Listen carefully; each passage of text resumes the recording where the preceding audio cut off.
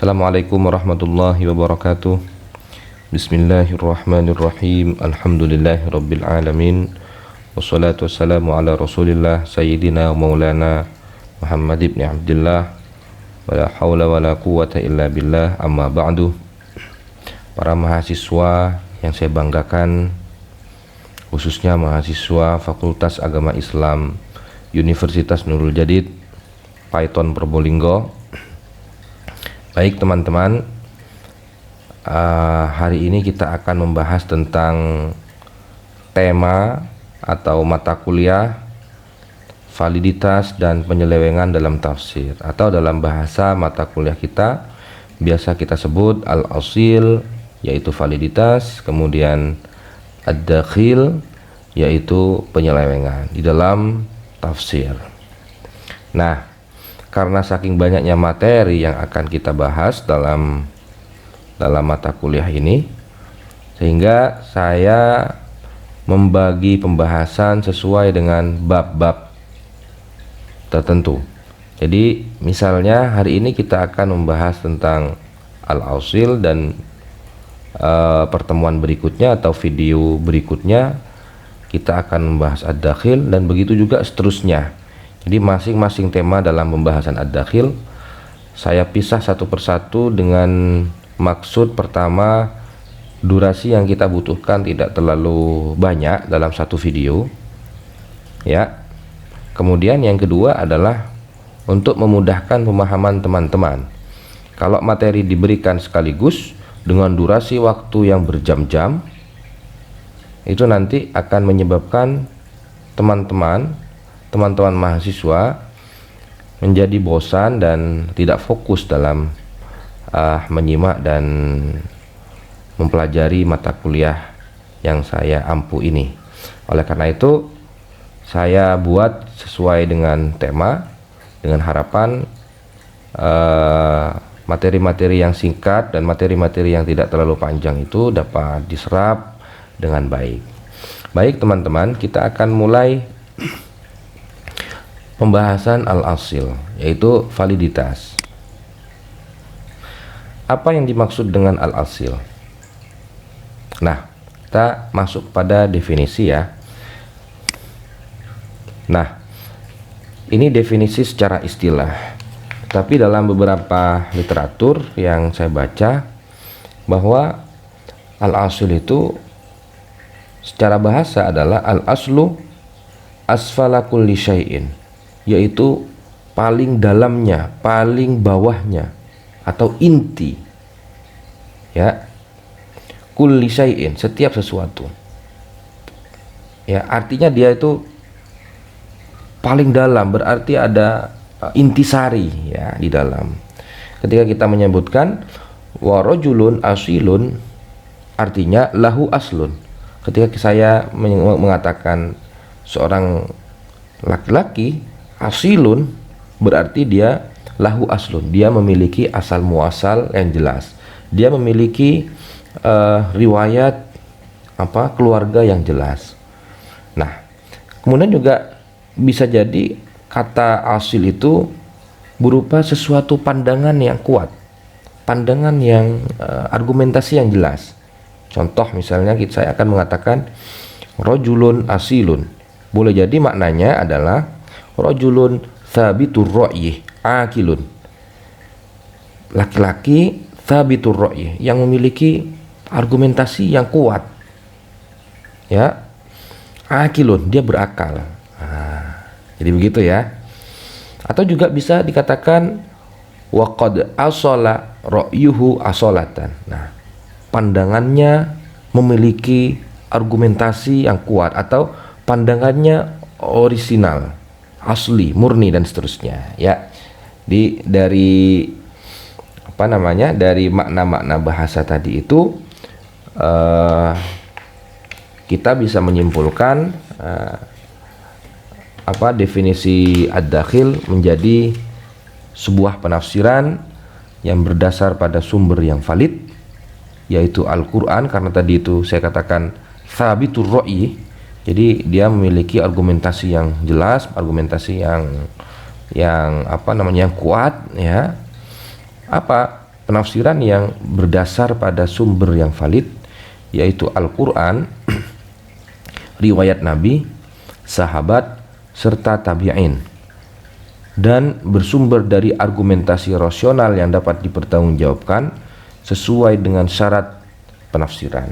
Nah, dari definisi ini sebenarnya kita bisa mengambil 2 poin penting, yaitu yang pertama adalah bahwa penafsiran itu didasarkan atas Al-Quran, riwayat Nabi, kemudian riwayat sahabat dan tabi'in. Ya, maka dalam dunia penafsiran, dalam ilmu tafsir yang model begini ini disebut dengan tafsir ya bil ma'thur. Dah. Kemudian yang kedua adalah penafsiran yang menggunakan sumber argumentasi rasional yang dapat dipertanggungjawabkan sesuai dengan syarat penafsiran. Nah, dari definisi ini kita dapat menyimpulkan bahwa model penafsiran yang menggunakan akal rasional atau argumentasi rasional itu kita sebut dalam ilmu tafsir sebagai ya betul, tafsir bir ra'yi. Jadi itu ya teman-teman. Jadi ini definisi yang sederhana tentang tafsir al-asil dalam tafsir. Baik, begitu. Kemudian selanjutnya kita akan membahas pembagian. Dari definisi tadi kita sebenarnya sudah dapat menyimpulkan bahwa al-asil itu ya secara definitif tadi ya ada yang al-asil fir ra'yi al-asil fit tafsir bil al-ma'thur, kemudian al-asil fit tafsir ya bi ar-ra'yi. Jadi ada al-asil ya orisinal atau valid di dalam tafsir, dalam penggunaan tafsir bil ma'thur, ada validitas dalam tafsir bil ra'yi. Tentu kita sudah tahu tadi validitas dalam tafsir bil ma'thur itu yaitu Al-Quran, kemudian hadis, kemudian riwayat sahabat, kemudian riwayat tabi'in. Baik. Kemudian yang kedua, validitas dalam tafsir bil ra'yi. Nah, itu nanti kita akan bahas satu persatu ini dari tafsir bil ma'thur, al-asil fit tafsir bil ra'yi secara detail bagaimana validitas dalam kedua sumber penafsiran ini. Baik, kita lanjut kepada al-asil fil ma'thur. Nah, pada dasarnya al-asil fil ma'thur ya itu adalah sebuah tafsir yang mendasarkan penjelasannya kepada Al-Quran. Artinya apa? Artinya adalah seorang penafsir menafsirkan Al-Quran dengan Al-Quran. Dalam bahasa ilmu tafsirnya kita kenal dengan tafsirul Quran bil Quran, menafsirkan Al-Quran dengan Al-Quran. Atau dalam bahasa yang lain, membiarkan Al-Quran berbicara atas dirinya sendiri. Ya, nah, membiarkan Al-Quran berbicara atas dirinya sendiri. Artinya apa? Dalam ayat-ayat Al-Quran itu ada istilah konseptual atau istilah-istilah yang satu kata dengan kata yang lain saling menjelaskan. Satu kata dengan kalimat itu bisa menjelaskan antar satu dengan yang lain. Contoh misalnya ya, kita menafsirkan Al-Quran dengan Al-Quran. Salah satu contoh sederhana yaitu dalam satu ayat dijelaskan fatku raqabatin saja dalam surat Al-Mujadalah. Ini tentang pemerdekaan budak. Tidak dijelaskan di situ apakah budak yang harus dimerdekakan adalah budak yang muslimah atau budak muslim atau budak Yahudi dan seterusnya.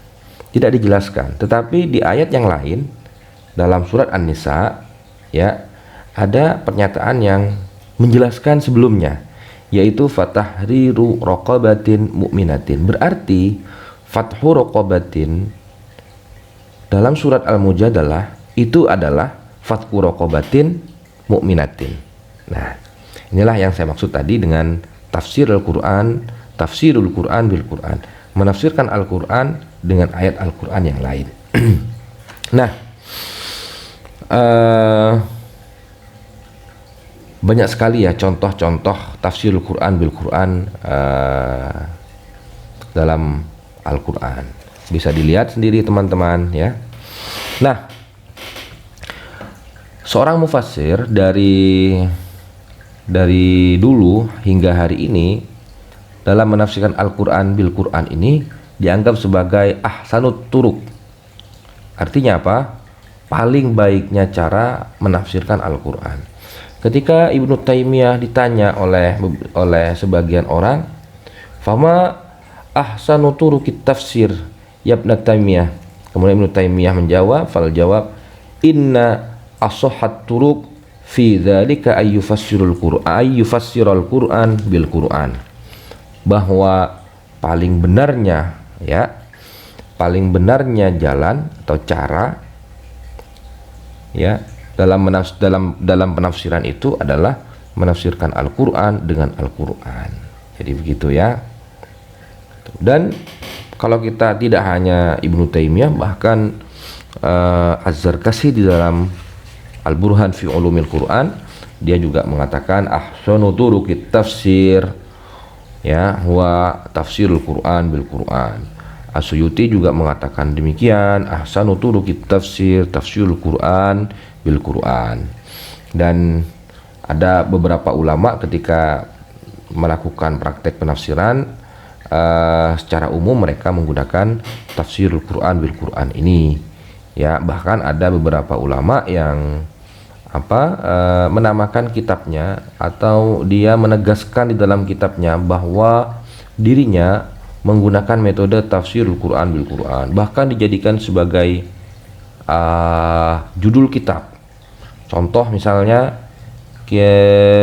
tafsir Asy-Syinkiti ya, Adwaul Bayan fi tafsir Quran bil Quran, kalau nggak keliru ya. Asy-Syinkiti menamakan kitabnya tafsir Adwaul Bayan fi tafsir Quran bil Quran. Nah, dari namanya saja sudah tafsir Quran bil Quran. Maka ketika kita lihat di muqaddimah dalam kitab Adwaul Bayan ini, Asy-Syinkiti menjelaskan beberapa metode yang dia gunakan. Ya, metode yang pertama adalah tafsirul Quran bil Quran. Dan Asy-Syinkiti konsisten dari surat Al-Fatihah sampai An-Nas dia menggunakan tafsirul Quran bil Quran. Juga di dalam kitab yang lain, Al-Mizan misalnya, karya Muhammad Husain Tobai, dia di dalam muqaddimahnya mengatakan bahwa saya menulis tafsir ini dengan teori atau dengan cara menafsirkan Al-Quran dengan Al-Quran dari Al-Fatihah sampai An-Nas. Nah, apakah kemudian tafsir Quran bil Quran ini otomatis ini sudah pengembangan ya? Apakah tafsir Quran bil Quran satu ulama dengan ulama yang lain akan sama? Tentu kita jawabnya tidak sama antar satu ulama dengan ulama yang lain. Kenapa? Ya, menurut Husain Adz-Dzahabi dalam kitabnya At-Tafsir wal Mufassirun, dia mensinyalir bahwa perbedaan, kalaupun ada ulama yang menggunakan tafsirul Quran bil Quran, tidak mungkin tafsirnya memiliki kesamaan antar satu ulama dengan ulama yang lain. Kenapa? Adz-Dzahabi mengatakan karena setiap ulama atau setiap penafsir memiliki kemampuan yang tidak sama antar satu penafsir dengan penafsir yang lain. Sehingga boleh jadi seorang penafsir memandang satu ayat tertentu memiliki 7 penjelas di dalam Al-Quran misalnya. Kemudian penafsir yang lain memandang ayat tertentu dalam Al-Quran memiliki 3 penjelas saja. Nah, berbeda kan? Jadi yang pertama memandang ada 7 penjelas di dalam Al-Quran, kemudian ulama yang lain mengatakan hanya ada 3 penjelas dalam Al-Quran. Nah, ini sudah berbeda dalam menyikapi tafsir Al-Quran bil Quran. Hal ini juga belum lagi berkaitan dengan kecenderungan, misalnya ya, kecenderungan ke fikih, cenderungan ke ke ilmu tasawuf, kecenderungan ke tafsir al-ilmi, kalaupun dia menggunakan tafsir Al-Quran bil Quran, apalagi kecenderungan madhabi, ya, madhabi. Nah, misalnya Sunni dan Syiah dan seterusnya, gitu ya. Nah, itu tadi berkaitan dengan tafsir Al-Quran bil Quran yang dinilai oleh ulama sebagai ahsanut turuq, yaitu paling baiknya cara dalam menafsirkan Al-Quran. Baik, kita masuk pada al-asil fil ma'thur atau originalitas di dalam penafsiran tafsir bil ma'thur, atau bahasa yang lebih sederhana, sumber yang valid dalam ya menafsirkan Al-Quran. Yang kedua adalah hadis Nabi. Nah, tentu kita meyakini bahwa Nabi Muhammad selain diberi tugas oleh Allah Subhanahu wa taala ya untuk menerima Al-Quran, menyampaikan Al-Quran, ya, diturunkan wahyu oleh Allah, tetapi tugas beliau juga adalah menjelaskan wahyu tersebut kepada manusia, menjelaskan Al-Quran itu kepada seluruh manusia di muka bumi. Nah, dalam Al-Quran jelas bahwa Allah Subhanahu wa taala berfirman, a'udzubillahi minasyaitonirrajim, wa anzalna ilaika dzikrah litubayyina linnas ila akhiril ayat. Ya. Atau di ayat yang lain misalnya Allah berfirman, wa ma anzalna alaikal kitaba illa litubayyina lahumul ladzi ikhtalafu fih. Ya, itu sangat jelas sekali dua ayat ini, bahwa kalau saya terjemahkan, wa ma anzalna alaikal kitab, dan kami tidak turunkan kepadamu wahai Muhammad Al-Qur'an itu illa litubayyina lahumul ladzi ikhtalafu fih, ya, melainkan agar engkau dapat menjelaskan kepada mereka apa yang mereka perselisihkan, ya, ikhtalafu fih, wa hudan wa rahmatan liqaumi yu'minun, dan Al-Qur'an itu menjadi petunjuk. Nah, karena dijelaskan oleh Nabi sehingga masyarakat paham, dan Al-Quran itu menjadi petunjuk baginya, menjadi petunjuk bagi masyarakat, menjadi hidayah, ya, dan rahmat bagi orang yang beriman. Begitu ya. Nah, itu hadis. Dalam hadis Nabi ini hampir ulama tidak ada perbedaan apakah hadis Nabi boleh atau tidak. Tidak ada perbedaan, hanya saja para ulama hanya ingin menegaskan bahwa dan ingin memastikan bahwa hadis Nabi ini adalah hadis yang benar-benar yang bisa digunakan sebagai masdarut tafsir atau sumber penafsiran. Harus benar-benar hadis yang sahih, hadis yang dapat diterima, bukan hadis dhaif, apalagi hadis maudhu. Jadi begitu ya teman-teman. Nah, bagaimana faida lam najid tafsiran lil ayah min khilalil Quran awis sunnah intaqalna ilal masdar at-thalith. Kira-kira begitu ya dalam kitab. Ketika kita tidak mendapatkan ya tafsir pemahaman terhadap Al-Quran melalui Al-Quran itu sendiri dan juga melalui hadis, bagaimana intaqalna ilal masdar ats-tsalits, kita beralih kepada sumber atau kita masuk kepada sumber yang ketiga, ala wahwa aqwalus sahabah radhiyallahu anhum, yaitu pendapat atau riwayat sahabat. Jadi begitu ya. Kenapa kemudian harus riwayat sahabat dijadikan sebagai sumber penafsiran? Para ulama berpendapat bahwa fahumul ladzina syahadu al-wahyah wat tanzil, ya, karena seorang sahabat itu adalah orang mereka yang menyaksikan turunnya wahyu dan menyaksikan pula ya kejadian-kejadian, peristiwa-peristiwa yang menuntut wahyu itu turun. Ya. Dalam bahasa ilmu Al-Qur'annya kita sebut dengan asbabun nuzul, sebab-sebab turunnya Al-Qur'an. Mereka tahu kenapa Al-Qur'an ini turun. Apa dasar atau latar belakang sehingga ayat tertentu itu turun kepada Nabi Muhammad. Nah, mereka tahu, dan karena mereka tahu tentu merekalah yang setidaknya orang yang mengetahui Al-Quran setelah Nabi, orang yang paling mengetahui Al-Quran setelah Nabi Muhammad SAW. Kemudian kenapa sahabat? Ulama juga berpendapat bahwa sahabatlah orang yang pertama mengamalkan Al-Quran setelah Nabi Muhammad. Ya, sahabatlah. Nah, sehingga salah satu sahabat, ya, misalnya sahabat Abdullah bin Mas'ud, ya, dia mengatakan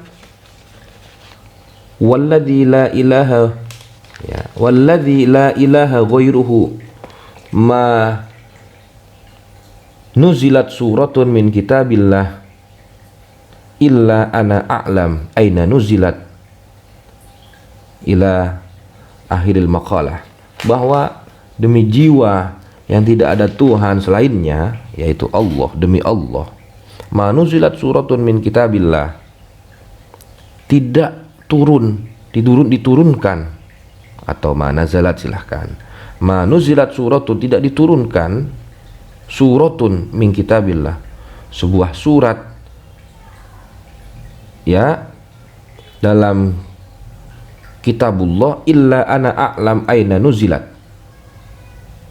ya, wala unzilat ayatun min kitabillah illa ana a'lam fi man nuzilat, dan Al-Quran tidak diturunkan kecuali saya mengetahui, kata Abdullah ibnu Mas'ud, illa a'lam fi man nuzilat, kepada siapa Al-Quran itu diturunkan. Ya, jadi begitu, saking tahunya sahabat, sehingga para ulama memposisikan riwayat dari sahabat ini menjadi masdar as-salis, masdar ats-tsalits di dalam penggunaan sumber yang orisinal dalam tafsir. Nah, selain itu juga, kenapa harus sahabat? Nabi Muhammad SAW bersabda, khairun nas qarni, orang yang paling baik di paling baiknya orang, qarni, adalah orang yang ada di masaku. Tsumalladzina yalunahum, kemudian mereka turun kualitasnya, tsumalladzina yalunahum, kemudian turun dan turun, begitu ya. Jadi hal ini terbaik dalam bidang pemahaman terhadap agama, atau orang terbaik dalam memahami Al-Quran. Jadi begitu ya, bukan berarti ini bisa digeneralisir sebagai orang terbaik dalam bidang apapun, dalam iptang, tentu tidak bisa ya. Ini dalam bidang agama. Nah, kenapa? Karena beliau, para sahabat, langsung dibimbing oleh Rasulullah, langsung dibina oleh Rasulullah, sehingga mereka mengetahui secara persis apa dan bagaimana Al-Quran diamalkan. Nah, kemudian ketika tentu riwayat sahabat ini harus memiliki status yang bisa diterima ya, marfu ya, suatu riwayat yang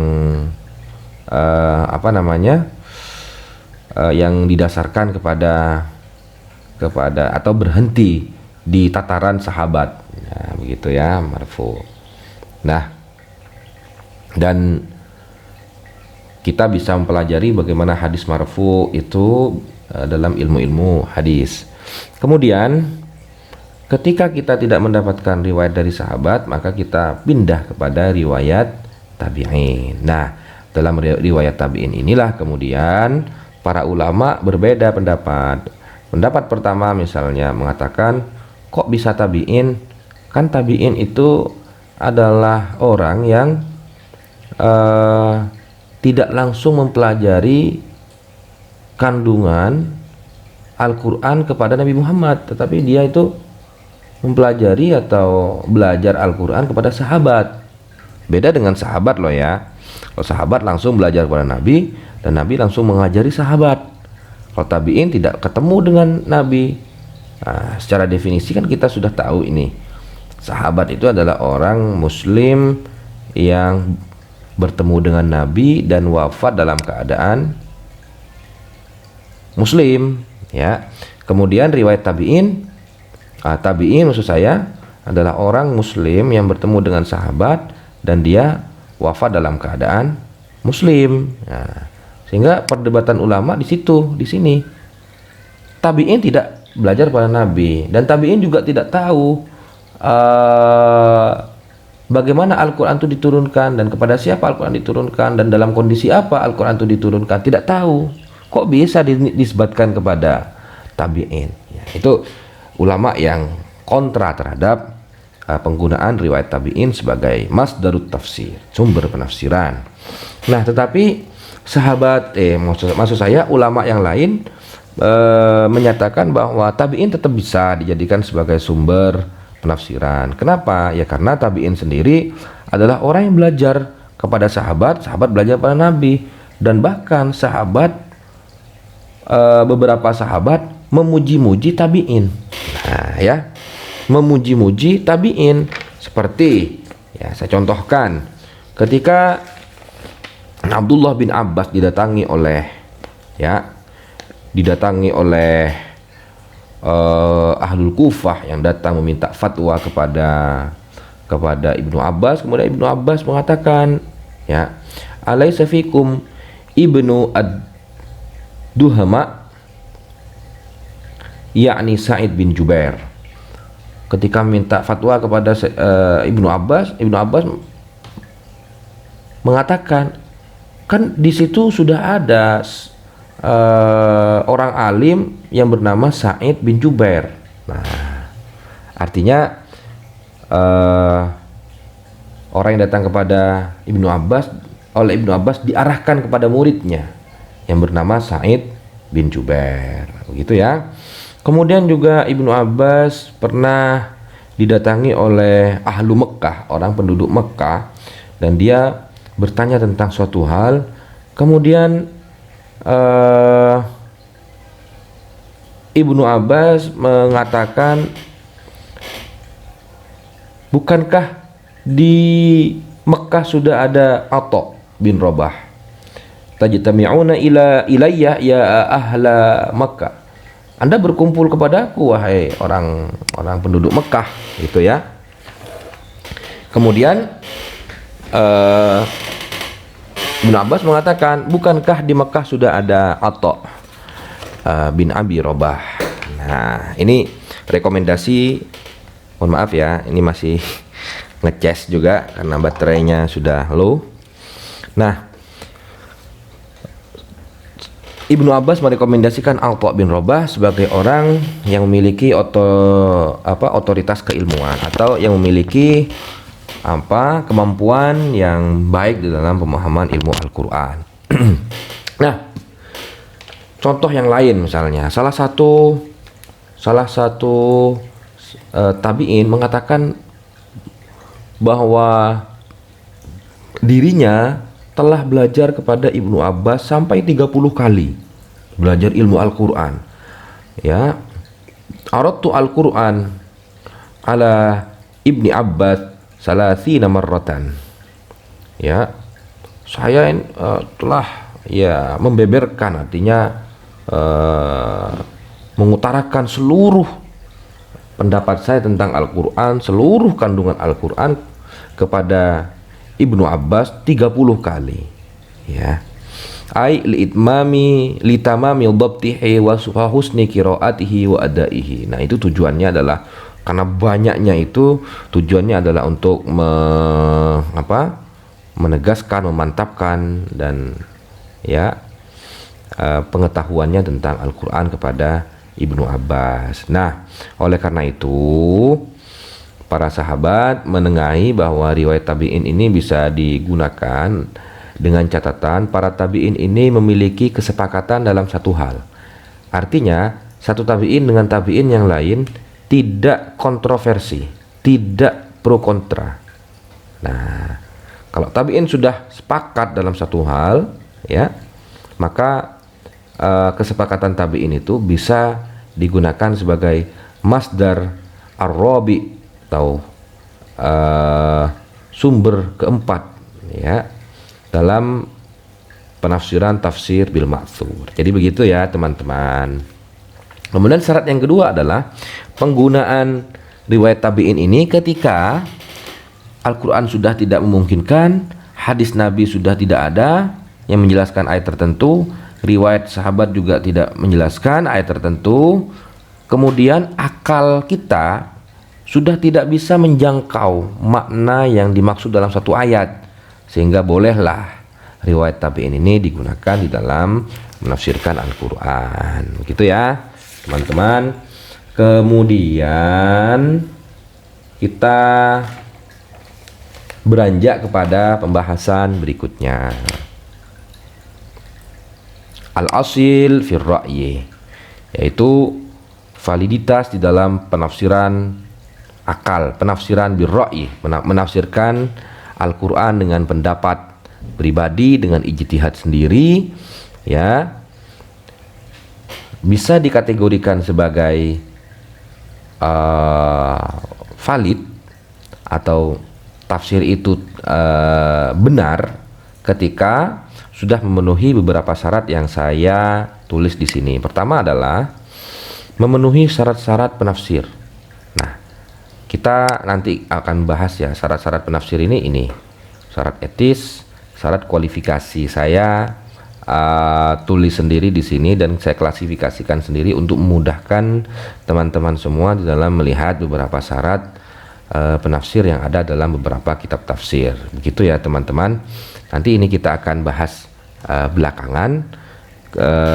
Kita bahas dulu yang ini, menafsirkan Al-Quran dengan sejumlah ilmu yang sudah ditetapkan oleh ulama. Nah, ilmu-ilmu yang tidak ditetapkan oleh ulama tentu dalam perspektif al-asil fir ra'yi ini tidak dapat dibenarkan. Kemudian yang ketiga adalah tidak dapat menafsirkan hal-hal yang sifatnya di luar nalar manusia. Misalnya kita menjelaskan tentang hal-hal yang goib, jin, tangannya besar, bersayap dan seterusnya, itu tidak bisa. Kenapa? Karena hal-hal yang goib tidak dapat dibuktikan dengan. Nah, tetapi hal-hal goib itu perlu dan harus kita yakini, kita imani. Nah, begitu ya.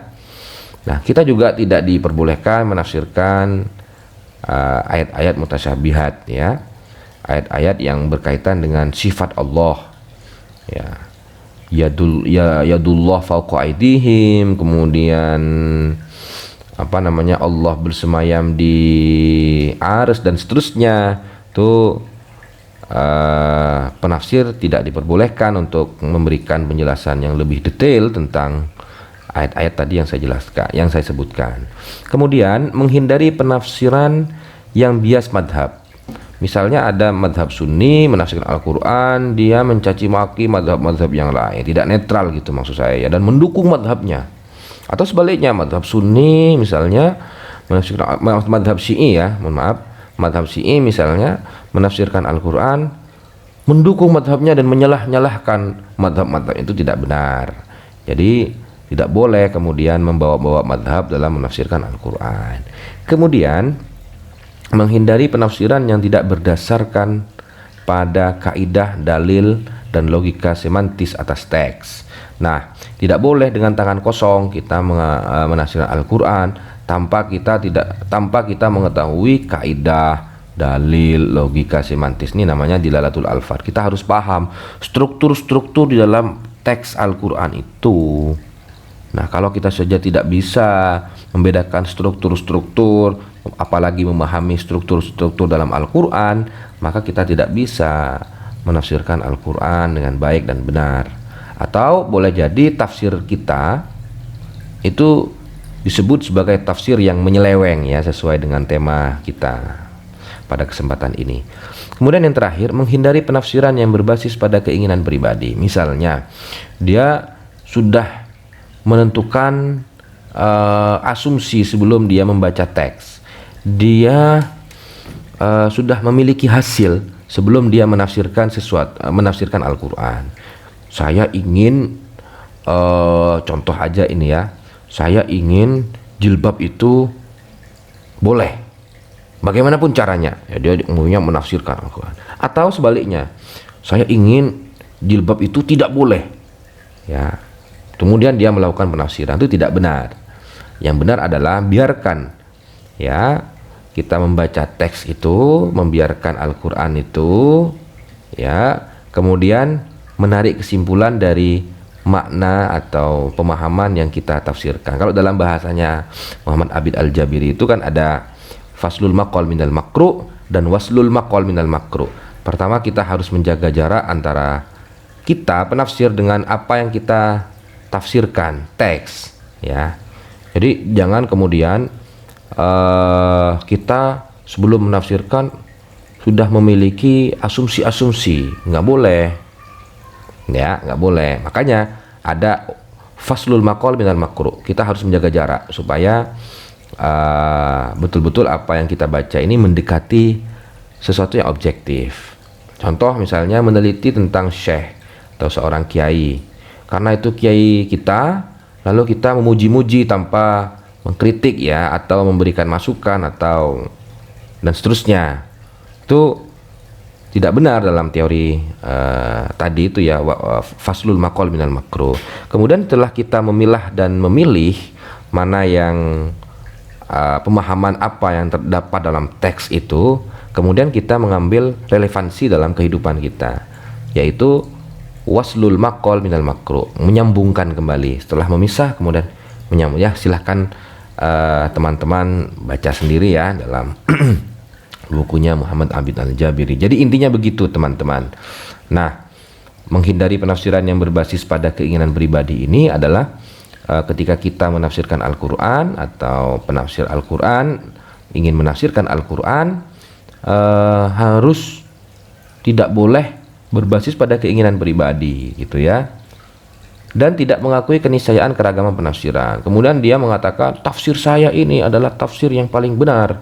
Itu tidak boleh begitu ya, karena namanya tafsir itu kan al-bayan, al-idah ya, atau dalam bahasa yang lain pemahaman, sama dengan fikih ya. Fikih itu pemahaman, tafsir itu juga bermakna pemahaman terhadap kitabullah.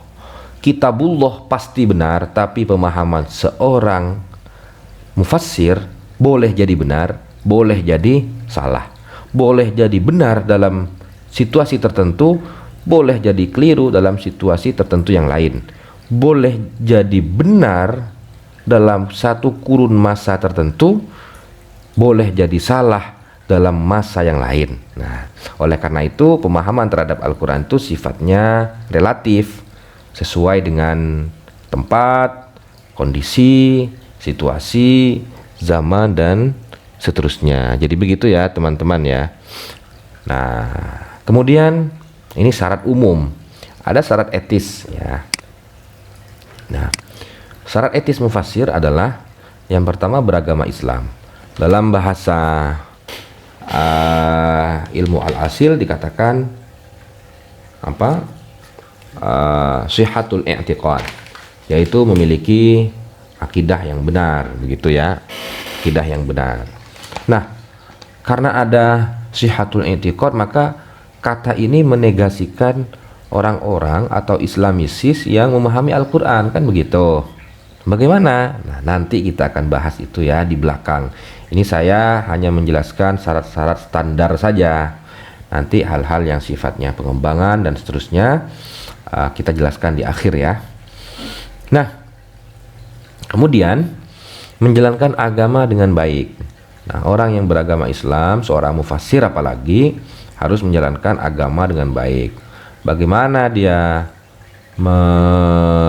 memahami firman Allah sementara dia tidak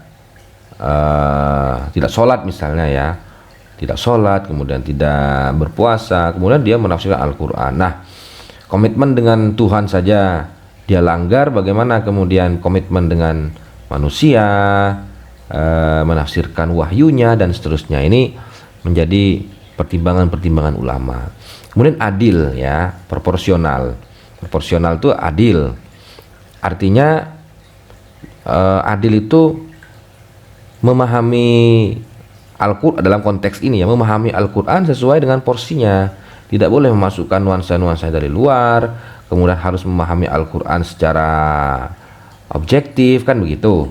Kemudian kalau dirinya sudah dikenal tidak adil, dia tidak bisa dianggap sebagai penafsir, atau tidak tafsirnya bisa disebut sebagai tafsir yang melenceng atau nyeleweng, ya. Kemudian berakhlak baik. Sejatinya ilmu itu, amal itu adalah buah dari ilmu. Sehingga kalau orang semakin banyak ilmunya, maka dia semakin baik amalnya, semakin baik akhlaknya. Nah, kalau dia tidak semakin baik, ukurannya ulama itu berarti dia tidak meresapi, tidak memahami apa yang dia pelajari. Nah, ikhlas tidak didorong oleh apapun, bukan tafsir pesanan, ya, bukan pesanan penguasa. Jadi dia menafsirkan Al-Quran benar-benar ingin menyingkap kandungan yang ada di dalam Al-Quran. Kemudian terakhir, tidak menafsirkan sesuai hawa nafsu.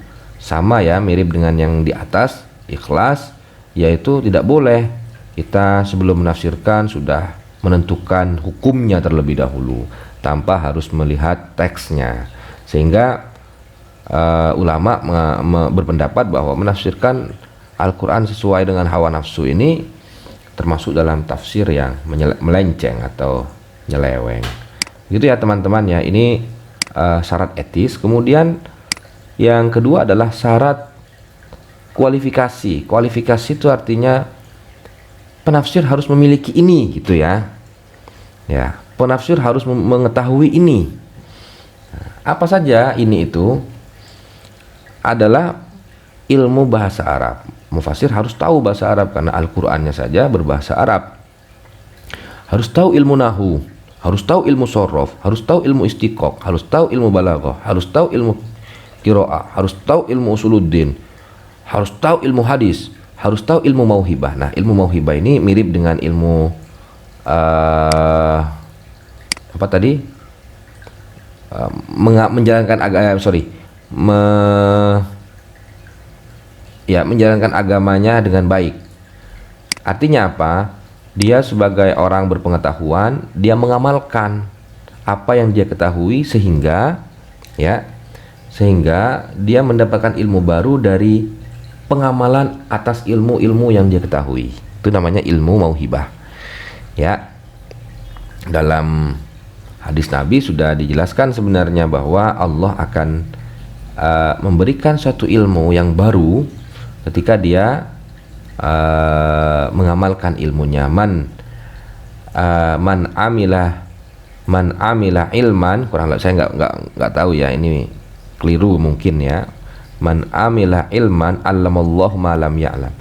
Orang yang mengamalkan suatu ilmu, maka Allah akan mengajari dia malam ya'lam, suatu ilmu yang belum dia ketahui sebelumnya. Jadi begitu, ya teman-teman, ya. Nah, ini harus diketahui oleh mufassir.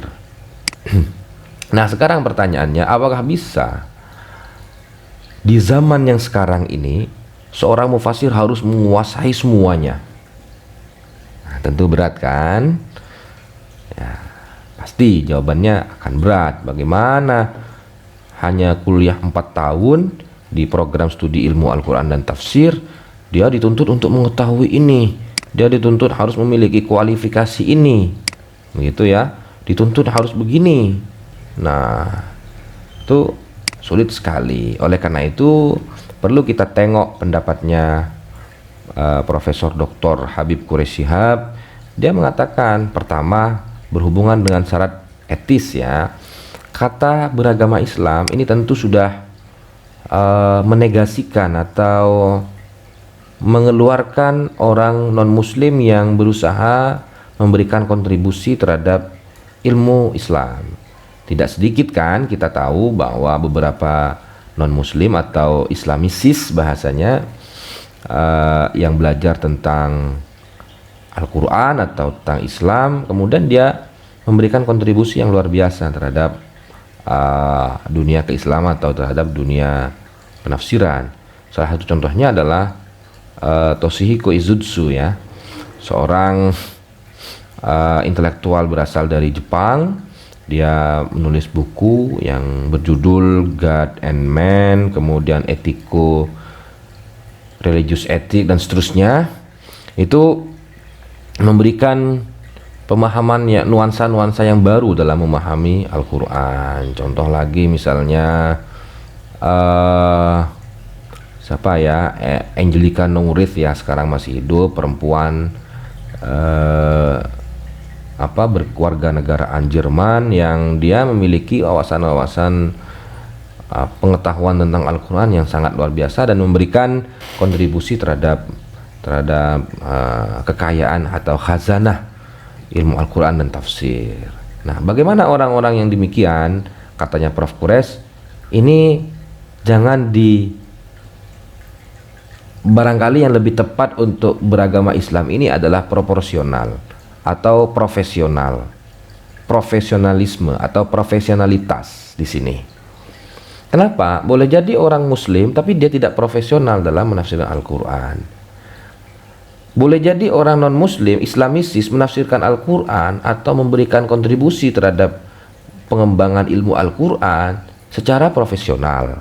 Nah, ya, profesional itu dia tanpa memiliki asumsi ingin memusuhi Islam, memiliki niat yang jelek, kemudian memiliki menjatuhkan agama Islam, tidak, tapi dia memberikan wawasan baru yang dia temukan dari ilmunya untuk pengembangan ilmu Al-Quran. Nah, ini profesional ini kan, kalau misalnya ia benar dia agama Islam, beragama Islam, tetapi tidak profesional, dia mencaci maki madhab tertentu, dia mencaci maki pendapat orang tertentu, kan tidak profesional, itu juga tidak boleh dalam dunia penafsiran. Maka karenanya Prof. Qureshi mengatakan ini kalau begini tidak sesuai dengan semangat pengembangan ilmu yang hari ini tanpa batas, begitu ya. Oleh karena itu ini dapat diganti dengan profesional. Silahkan keterangan lebih lanjut, dan kalau ingin lebih yakin silahkan baca buku Kaidah-Kaidah Tafsir yang ditulis oleh Profesor Dr. Habib Qureshi Shihab, ya, di bagian akhir, di lembar-lembar terakhir itu ada di situ, ya. Kemudian bagaimana Pak, misalnya kita tidak bisa memenuhi syarat yang begitu banyak ini, apalagi kuliahnya hanya 4 tahun, itu pun tidak istiqomah, itu pun berasal dari program studi, maksud saya dari program IPS ketika di Aliyah, atau berasal dari SMK, ya, atau berasal dari SMA, masuk perguruan tinggi dan memilih program studi ilmu Al-Quran, apakah bisa? Nah, disinilah pentingnya kita mengklasifikasikan antara penafsir full dan penafsir tematik. Nah, bagi penafsir full, menafsir Al-Quran dari juz 1 sampai juz 30, ini wajib mengetahui, ini wajib diketahui. Termasuk juga syarat yang tadi, syarat etis juga wajib diamalkan dan diketahui. Kemudian syarat umum, syarat general, ini juga harus diketahui dan diamalkan. Bagi, sekali lagi, mufassir yang ingin menafsirkan Al-Quran dari juz 1 sampai juz 30. Nah, tetapi bagi penafsir yang hanya menafsirkan tematik dalam Al-Quran, ya, misalnya menafsirkan kata janin dalam Al-Quran. Nah, misalnya ini jurusan ilmu Al-Quran dan tafsir tidak tahu kondisi janin yang sehat dan tidak sehat seperti apa, kemudian tidak tahu bagaimana perubahan sperma menjadi daging, menjadi darah, dan seterusnya, nggak tahu. Walaupun dia mengetahui syarat etis, syarat kualifikasi dalam dunia kedokteran, dia tidak tahu. Oleh karena itu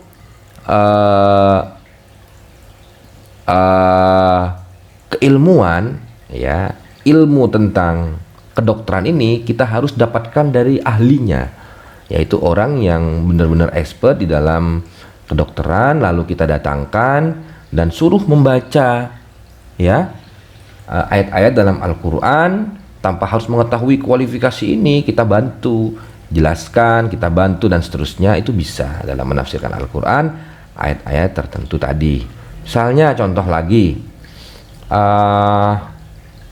tentang surat Al-Kahfi, ya, tentang gua.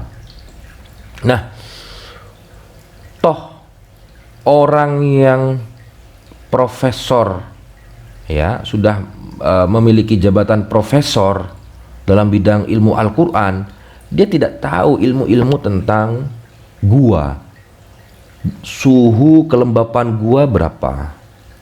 Ketika ditanya juga mengapa, ya, Ashabul Kahfi itu tidak mati, padahal dia sudah tidur beberapa tahun, ya, ada sinin dalam Al-Quran. Dia tidur beberapa tahun, kok tidak mati, bahkan seluruh fungsi organ tubuhnya dia berfungsi, ya, fungsi. Kenapa? Nah, ini ketika kita sebagai mahasiswa ilmu Al-Quran dan tafsir tentu mengatakan wallahu a'lam bishawab. Idza aradallahu ayyakula lahu, idza aradallahu ayyakula lahu kun fayakun. Idza arada syai'an ayyakula lahu kun fayakun, misalnya, ya. Nah, itu jawaban yang menurut saya, ya, bukan hanya simplifikasi, ya, tetapi sudah jawaban orang-orang malas, ya. Jadi mengembalikan kepada kekuasaan Allah, iya, tetapi apakah kita bisa menganalisis dengan ilmu-ilmu tentang gua? Ilmu-ilmu tentang gua itu kita kenal dengan speleologi, ya, speleologi, ya, bukan berasal dari kata sepele, ya, tapi memang speleologi. Dalam ilmu speleologi itu diatur, dia diketahui suhu gua berapa, kemudian gua itu, ya, memiliki unsur apa saja yang mempengaruhi kepada tubuh dan metabolisme tubuh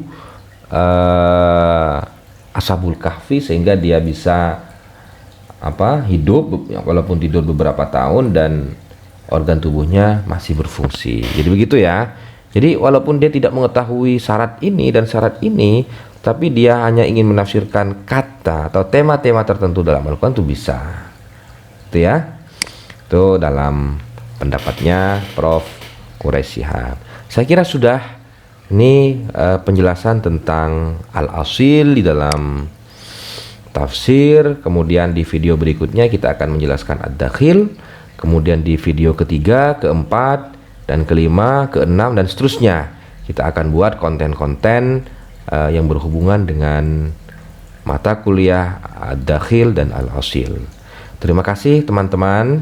Semoga penjelasan saya dapat dipahami, dan apabila ada pertanyaan, apabila ada kritik, apabila ada masukan, silahkan catat di kolom komentar. Begitu, ya. Terima kasih dari saya. Oh iya, jangan lupa like dan subscribe. Wallahul muwaffiq ila aqwamit thoriq. Wassalamualaikum warahmatullahi wabarakatuh.